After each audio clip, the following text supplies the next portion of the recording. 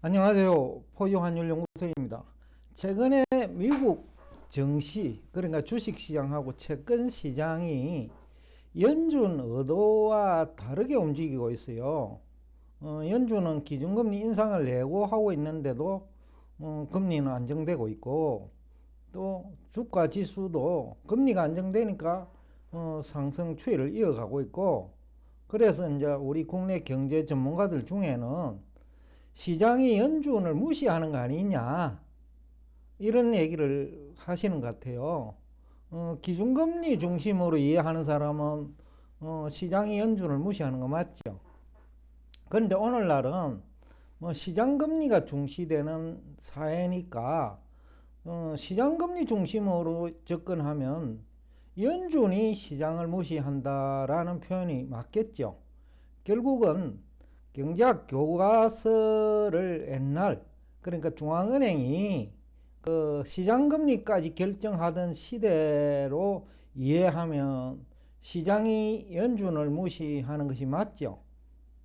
그런데 오늘날 대부분의 국가에서 중앙은행은 시장금리를 중시합니다. 다만 시장이 실패를 할 때, 즉 물가 급등이라든지 경기 과열이라든지 이럴 때는 기준금리 인상을 통해서 시장 실패를 치유하고, 또 지나친 경기 과열로 또 실업률이 또 지나치게 낮아지면, 즉 최근 미국이 그런 현상이죠. 고용시장이 과열돼가 있는데 이것도 시장 기능이죠. 연준이 해결 못하니까 그 고용이 증가하는 거예요. 그러니까 시장을 중시하는 사람의 입장에서 보면 연준이 시장을 무시한다는 표현이 맞죠.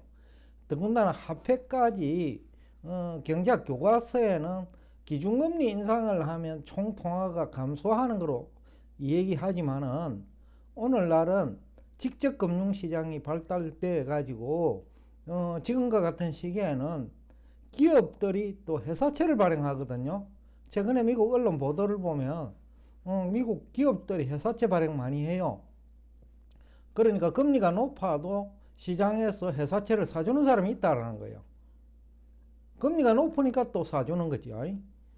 그러니까 지금은 이제 시장을 중심으로 볼 것이냐, 아니면 중앙은행 중심으로 볼 것이냐에 따라서 시장이 연준을 무시한다는 얘기도 나오고, 아니면 포유환율연구소처럼 시장 중심으로 얘기를 하면 연준이 시장을 무시하는 게 맞다라는 얘기를 하면서 시작하겠습니다.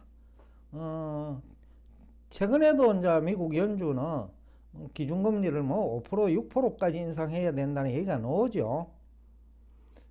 그럼에도 불구하고 시장금리는 또 안정되고 있고, 금년 들어가지고 4.2%대에서 지금 3.5%대까지 내려와 있어요. 10년물이.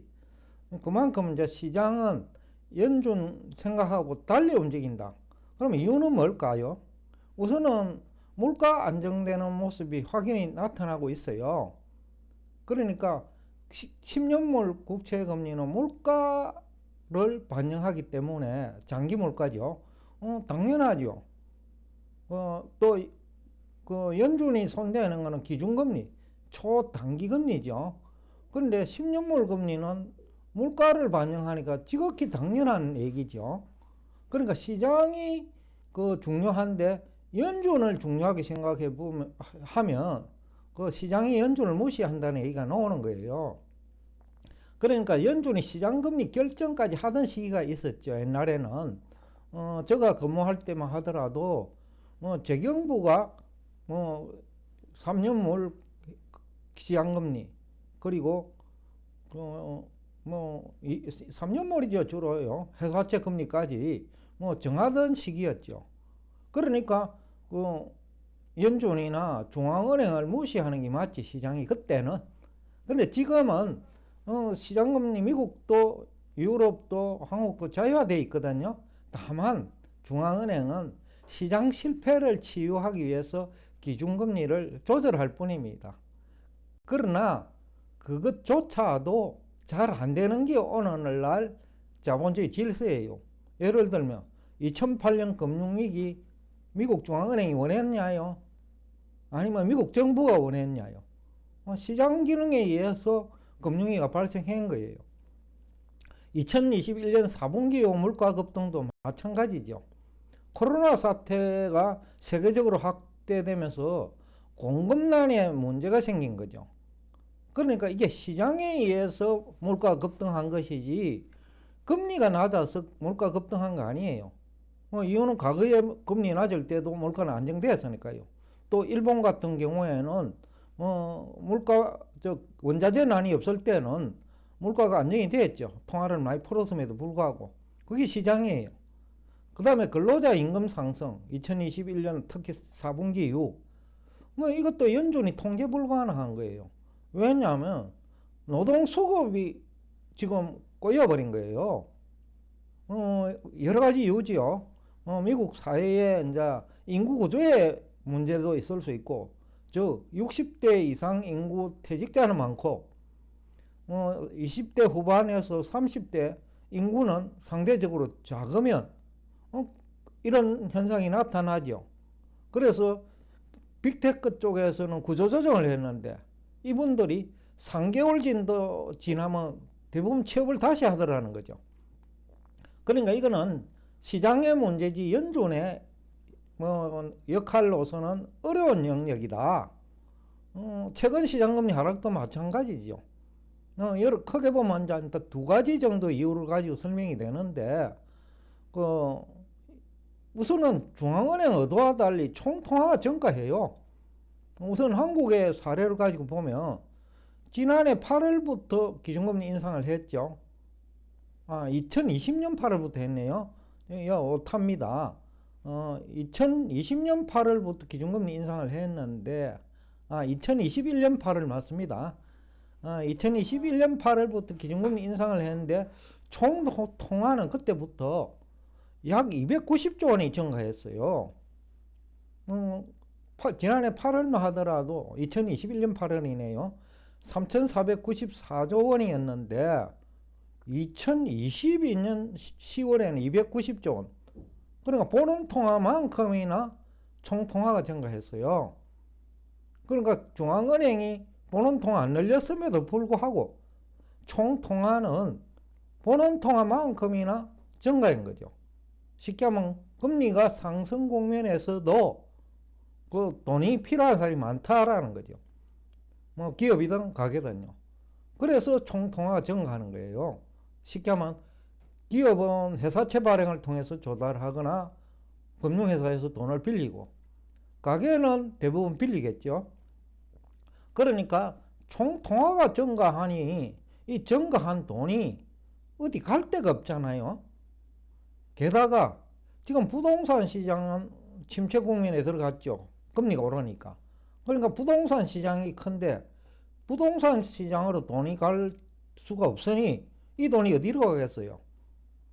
채권 시장, 특히 이제 국채 시장으로 가고 그 다음에 그 주식 시장으로 가죠. 그러니까 기준금리는 인상을 하는데 시장금리가 안정될 수밖에 없는 환경이죠. 거기다가 물가까지 안정되는 모습을 보이니 국채시장으로 돈이 이동하고 그리고 이제 시장금리가 하락하니까 은행은 회사채 발행도 가능하고 또 돈인 흐름이 또 금리가 낮아지니까 주식시장으로 이동하죠. 그러니까 결국은 시장을 이해하면 지금의 그 시장금리 하락은 자연스러운 현상이다. 연준이 시장을 무시하는 거 아니냐. 시장을 중시하는 포유환율연구소 입장에서는 연준이 시장을 무시하고 있다. 즉 총통화 증가를 막을 수도 없으면서 연준이 최근에 총통화 증가를 우리나라 한국은행이 유도한 거 아니잖아요. 시중은행들이 또 아니면 기업들이 회사채 발행을 통해서 또 시중은행은 대출을 통해서 총통화 증가한 거예요. 그러면 이것은 연준이 시장을 무시하는 것이지 시장이 연준을 무시하는 것은 아니다. 결국 금리를 기준금리 중심으로 이해할 것이냐 아니면 시장금리를 중심으로 이해할 것이냐, 또 총통화도 본원통화 중심으로 얘기할 것이냐, 아니면 시장 기능에 의해서 증가하거나 감소하는 총통화 중심으로 이해할 것이냐에 따라서 시장 접근도 달라지죠. 기준금리를 중시하는 사람은 채권 투자하면 안 돼요. 또 주식 투자하면 안 돼요. 그러나 시장금리를 중시하는 사람, 그리고 총통화를 중시하는, 우리가 실제로 사용하는 화폐죠. 총통화를 중시하는 입장에서 보면 채권 가격 상승과 주가 상승이 이해가 된다. 더군다나 최근에 들어와 가지고 물가까지 안정되는 모습을 보이니 결국 그 기준금리 인상 중심으로 얘기하는 사람은 공매도를 하거나 인버스 투자를 했겠죠. 근데 시장금리를 중시하는 사람은 채권을 매수하고 주식을 그 하락 쪽이 아닌 상승 쪽으로 배팅하겠죠. 그래서 이게 중요한 주제예요. 이게 아무렇지도 않은 말장난이 아니고요. 굉장히 중요한 의미를 담고 있는 주제다라는 얘기를 하면서 오늘 여러분과 대화를 여기서 끝내겠습니다. 오늘도 끝까지 경청해 주셔서 대단히 감사합니다.